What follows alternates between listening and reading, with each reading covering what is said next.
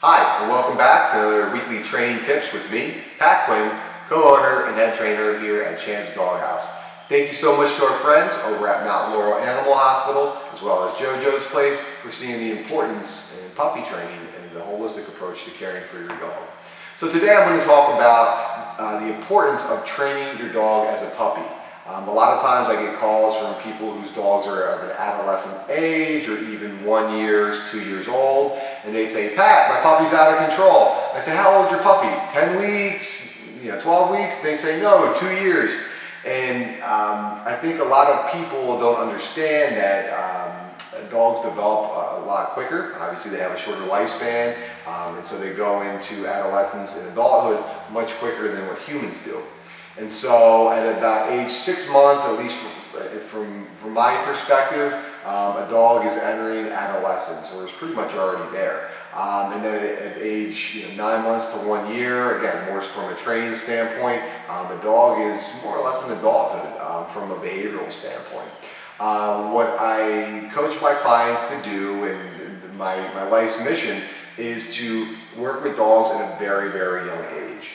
As early as 8 weeks, I can train before then, but the reason why you want to train your dog at 8 weeks, not so much in a class setting because of the other dogs, and puppies can often carry a lot of disease, parasites, and some really nasty things that you want to get your dog fully inoculated for. But at 8 weeks, maybe doing in-home training is phenomenal, because before a dog's bad habits begin, you already begin to work them out the first time it comes up. And that way you can do it very, very easily versus having a habit be ingrained. Think about in your life when you've been doing something for a very long time, whether it's with food or like a bad habit, something like that. It's very hard to break that habit.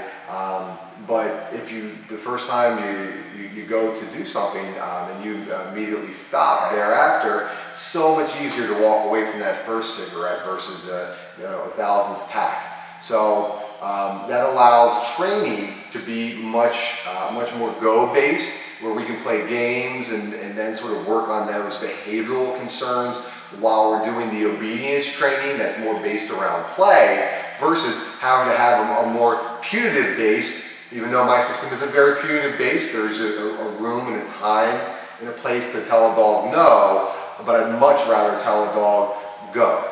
So that's one reason, is habits. The second reason is drive.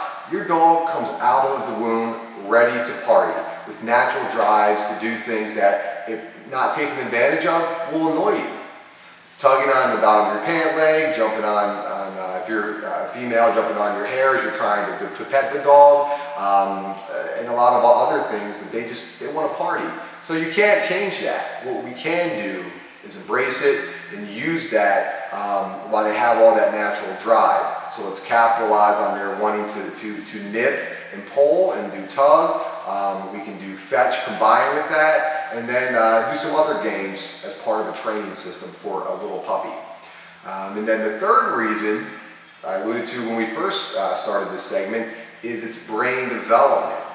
Let's expose your dogs to certain things once inoculated in a controlled way, so that way when you drop your dog off at the groomer, or you bring it to a public environment where there's kids or bikes or squirrels, it can see those things, accept them for what they are, and then move on with its life. A lot of dogs can't calibrate to the world that they're living in, and that's why dogs have social anxiety and separation anxiety and anxiety. It's epidemic.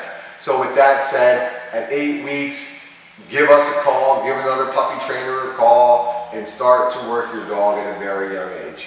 So thanks again for tuning in, and we'll see you next week.